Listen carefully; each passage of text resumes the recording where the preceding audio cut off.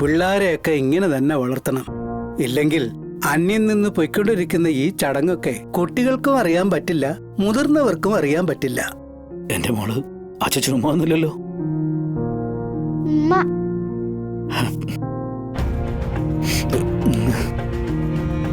അപ്പൊ പപ്പിമോള് പോവാട്ടോ അച്ഛാ. മോളെ, സത്യമ്മയുടെ കാലു തൊട്ട് വന്നിച്ച് യാത്ര പറഞ്ഞിട്ട് വാ.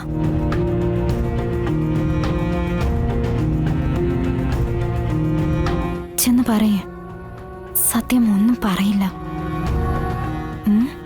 ചെല്ല.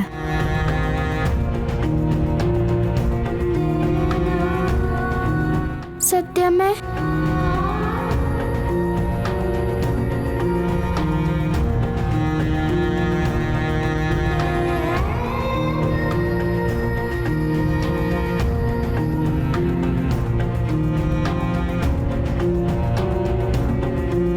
പപ്പിമോള് പോവാട്ടോ.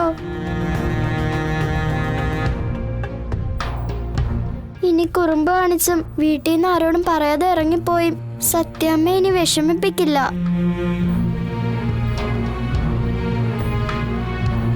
മോളെ,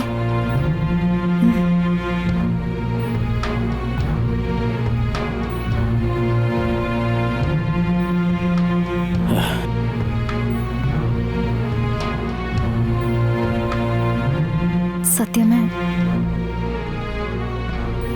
ഞങ്ങൾ ഇറങ്ങുക. ഇനി എപ്പോഴോ ഒന്ന് കാണാന്നറിയില്ലല്ലോ. ഞാനെന്താ ചത്തുപോന്ന് നീ കരുതിയോ? ഇനി കാണില്ല എന്ന് പറയാൻ? നിന്റെയൊക്കെ മനസ്സിൽ അങ്ങനെ ഒരു ആഗ്രഹം ഉണ്ടെന്ന് എനിക്കറിയാം. അതിനുവേണ്ടി അമ്മയും മക്കളും ഒരുപാട് പണിയെടുക്കുന്നുണ്ടെന്നും എനിക്കറിയാം. പക്ഷെ അതൊന്നും എന്നെ ബാധിക്കില്ല. കാരണം ഞാൻ ഇപ്പോഴും ജീവിക്കുന്നത് സ്വന്തം കാലിൽ നിന്നുകൊണ്ട് തന്നെയാ. മറ്റുള്ളവരെ ആശ്രയിച്ച് കഴിയേണ്ട ഒരവസ്ഥ വന്നാൽ മാത്രമേ ഈ സത്യഭാമ എന്തെങ്കിലും കടുങ്കൈ ചെയ്യൂ. അതുവരെ പാറ പോലെ ഉറച്ചു നിൽക്കും. എന്തു വന്നാലും നേരിടുകയും ചെയ്യും. ഇത് ഞാൻ സ്വയം ഉണ്ടാക്കിയെടുത്ത മനോധൈര്യമാ. അത് എന്നിലുള്ളിടത്തോളം കാലം ഒരാൾക്ക് മുന്നിലും ഞാൻ തല താഴ്ത്തില്ല. എന്റെ തലയ്ക്ക് മുകളിൽ കയറാൻ ആരും അനുവദിക്കുകയില്ല. അവർ പോകുന്ന സമയത്തെങ്കിലും അവരെ സ്വസ്ഥതയോടെ സമാധാനത്തോടെ പോകാൻ സമ്മതിക്കേ. ഓ, ഇപ്പൊ ഞാൻ പറഞ്ഞതിനാ കുറ്റം.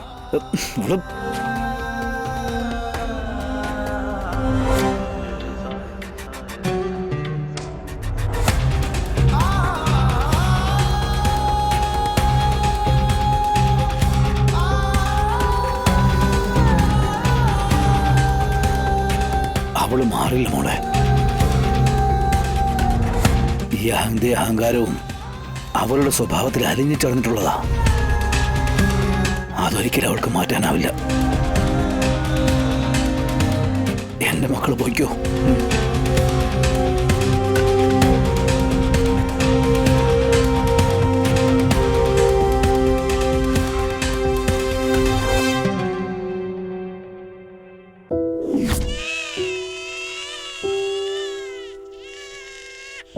പപ്പിമോള് പോവാട്ടോ. ഇനി കുറുമ്പ് കാണിച്ചും വീട്ടിൽ നിന്ന് ആരോടും പറയാതെ ഇറങ്ങിപ്പോയി സത്യമ്മ ഇനി വിഷമിപ്പിക്കില്ല.